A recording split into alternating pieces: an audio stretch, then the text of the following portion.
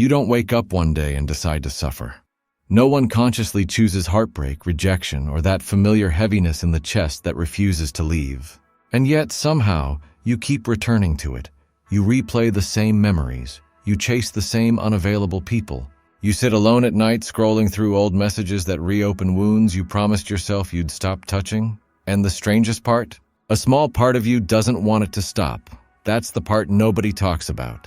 That's the uncomfortable truth hiding beneath self-help quotes and motivational videos. Emotional pain can feel addictive, not because you enjoy suffering, but because your mind has learned to live there. Let's talk about why. It usually starts quietly. A breakup, a betrayal, childhood neglect. A moment where love was present and then suddenly gone. Your nervous system didn't just feel pain. It learned something from it. It learned what to expect. It learned what love feels like. It learned what normal is. And once something becomes normal to your mind, it stops questioning it. Pain becomes familiar, familiar becomes safe, and safe becomes addictive. The brain doesn't chase happiness the way we think it does. It chases predictability, even if that predictability hurts. If chaos, emotional distance, or rejection were constant themes in your early experiences, your nervous system adapted. It became hyper-aware, always scanning, always bracing, always preparing for loss. Over time, that state stopped feeling like danger and started feeling like home.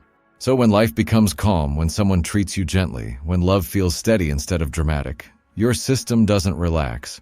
It panics, because calm feels unfamiliar, and unfamiliar feels unsafe. That's why healthy love can feel boring to someone who grew up on emotional roller coasters. That's why peace can feel empty. That's why you might unconsciously sabotage good things. Your mind whispers, something is missing. What's missing isn't love. What's missing is the pain you're used to. Emotional pain also releases chemicals. This part surprises people, but it matters. When you're hurt, when you're longing, when you're obsessing over someone who pulled away, your brain releases dopamine. Not the joyful kind, but the craving kind. The same chemical involved in addiction. Longing keeps you engaged. Hope keeps you hooked. Uncertainty keeps you chasing. Your brain doesn't distinguish between this hurts and this matters. It only knows intensity. And pain is intense, so you replay conversations. You imagine alternate endings. You stalk their social media. You romanticize the past. Not because you want to suffer, but because your brain is searching for another hit of emotional intensity. Still, there's a deeper layer. Pain gives identity. When you're hurting, you know who you are. You're the one who was wronged, the one who loved more, the one who tried, the one who stayed. Pain creates a story where you matter. Healing, on the other hand, can feel like erasure. If you let go, who are you without the struggle? If you move on, does the pain mean nothing? If you're okay, was it ever real? For many people, pain becomes proof that something mattered, that the love was deep, that the connection was special. Letting go feels like betrayal. Not of the other person, but of the version of yourself who survived it. So you hold on, even when it hurts, especially when it hurts. There's also comfort in pain because pain doesn't demand change. If you're suffering, you don't have to risk again. You don't have to open up.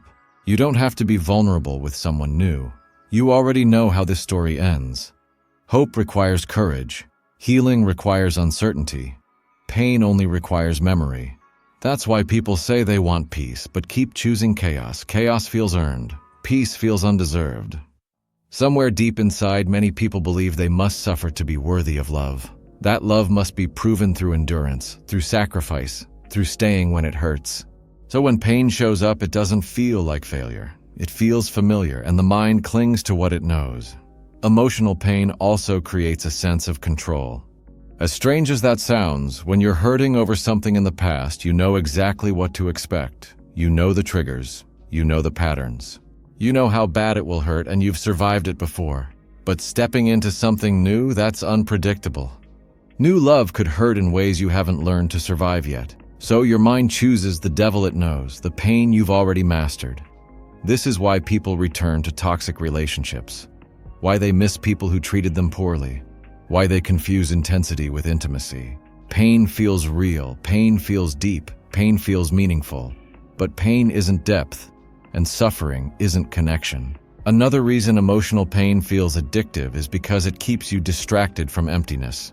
When you're hurting, your mind is busy. There's something to analyze, something to replay, something to grieve. Silence would force you to face yourself, and that can be terrifying. Pain gives you something to hold on to when you don't know who you are without it. But here's the part most people don't want to hear. Pain doesn't mean you're broken. It means your nervous system learned survival too well. You adapted. At some point, pain kept you alive.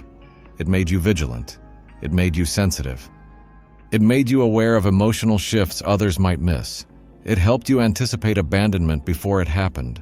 But what once protected you can now imprison you.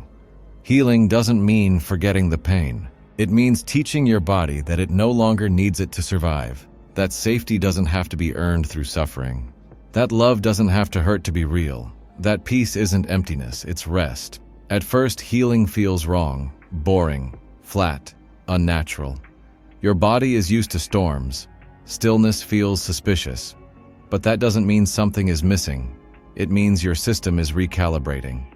And yes, there will be moments where you miss the pain, where you crave the intensity, where you wonder if you were more alive back then. You weren't more alive, you were more activated. There's a difference. Being activated feels urgent. Being alive feels grounded. One keeps you anxious, the other keeps you whole. Breaking an emotional addiction isn't about forcing positivity or pretending you're okay. It's about noticing when you're revisiting pain out of habit, not necessity. It's about asking yourself, am I feeling this or am I rehearsing it?